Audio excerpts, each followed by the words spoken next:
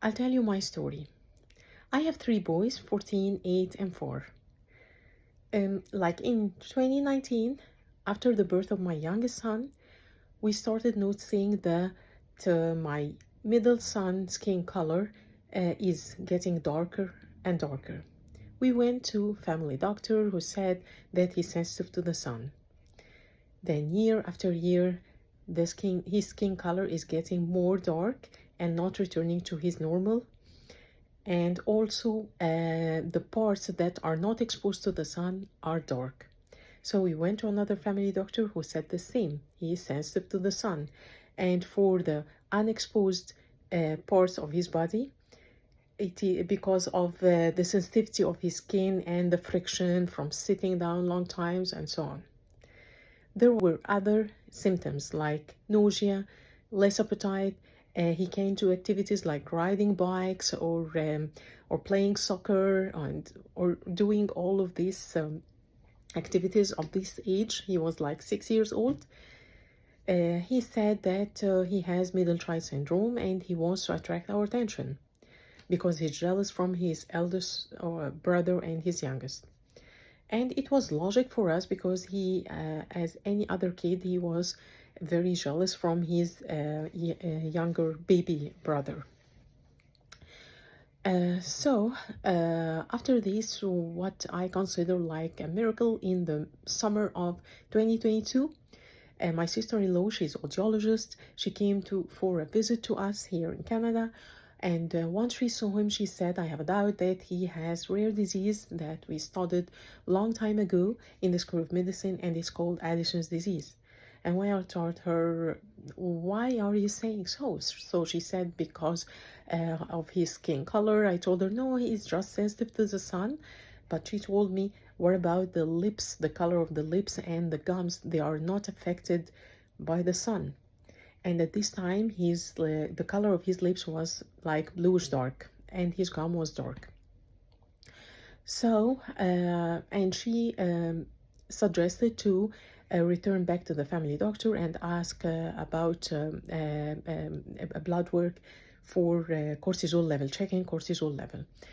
So the doctor requested this blood work and also referred us to pediatrician, where the pediatrician added a lot of blood work tests and also referred us to one of the very well-known pediatric hospitals here in North America.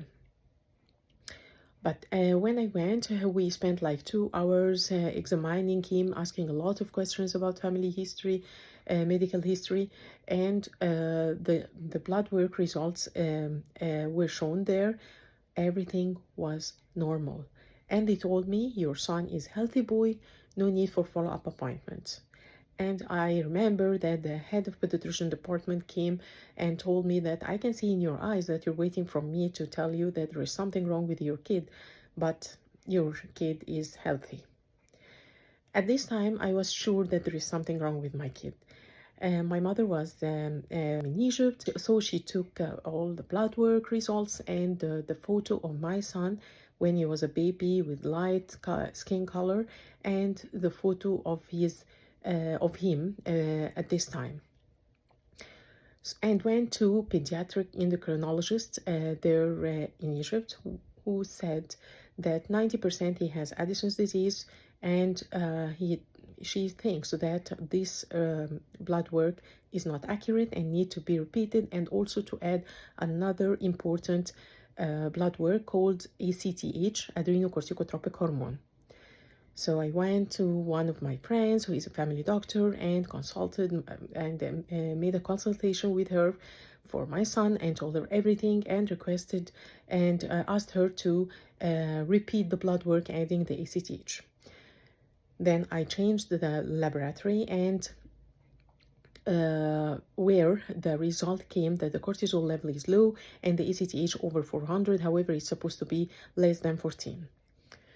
When my mom revisited the specialist there in Egypt, she told her that he is definitely diagnosed by Addison's disease and he should start the hydrocortisone immediately, and this will be for life because this is life-threatening disease and he needs his body is not producing cortisol, and it is very essential to him. In September 2022, he started the hydrocortisone medication. And then we were referred to specialists. I asked the specialist, what is the reason of having this disease, because I've never heard about it, and if it is inherited or not. So she requested other blood work tests. One of them was very long chain of fatty acids, where all the values came high, and at the end of the results suggestive for X-linked adrenoleukodystrophy. I got this word and asked my sister-in-law about it. She told me I don't know it. I asked my friend, my family doctor. All of them said we've never heard about this disease. And when I Googled it, it was very shocking, because I found all bedridden kids. And when I read the information about this disease, this is what it stated, that it can affect the brain and the nervous system as well as the adrenal glands, causing Addison's disease. The pediatric endocrinologist referred us to metabolic specialist and requested MRI on the brain of my son, but the appointment came after like 2 months, and for the MRI after 7 months. So I started to send emails, post on the social media platforms here and there, asking for closer appointments and MRI, until another miracle happened where I met one of the doctors there in the same hospital, and she accelerated the appointment and the MRI, and I had it like after 2 weeks. When I went to the metabolic specialist, she told me that adrenoleukodystrophy is a horrible disease, and I should check the other 2 boys, and most probably that I'm the carrier of this disease who passed it down to them.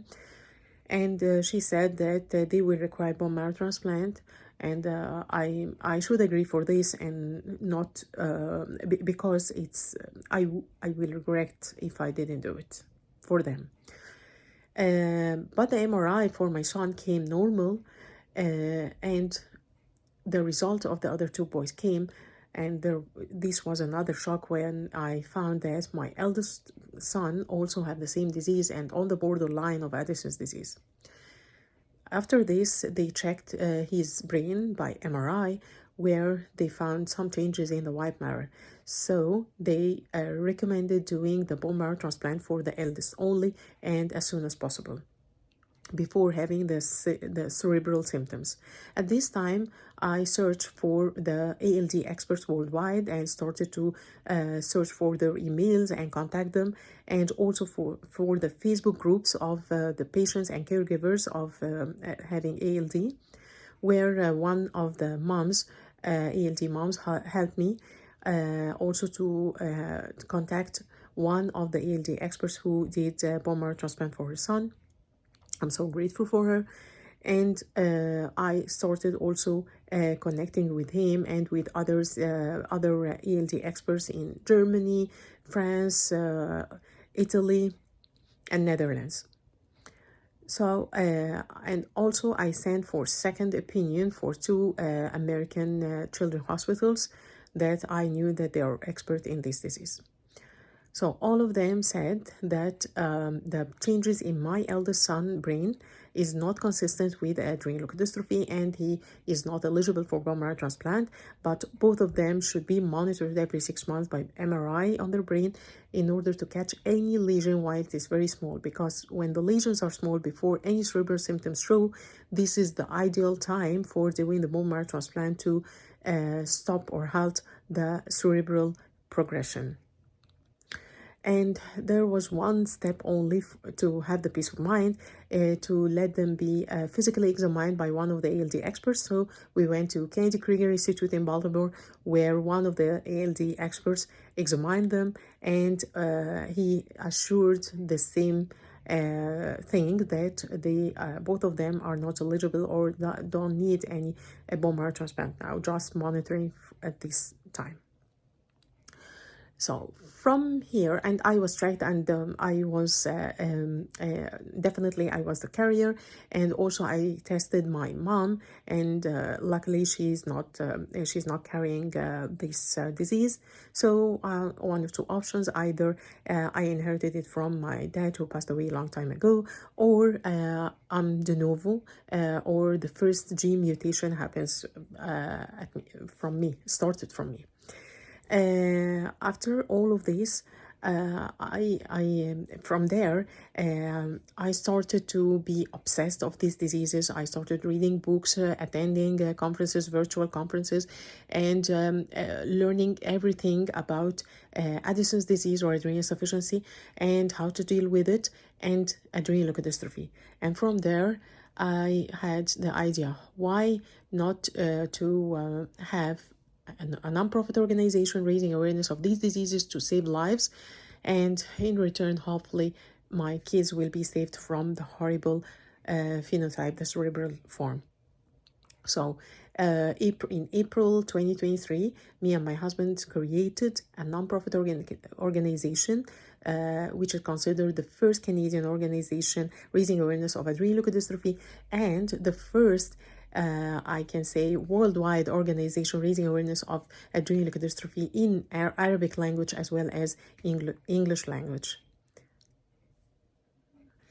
And the name of our organization is ALD Hope. We are also advocating for ALD newborn screening and assisting patients and caregivers emotionally and financially when needed.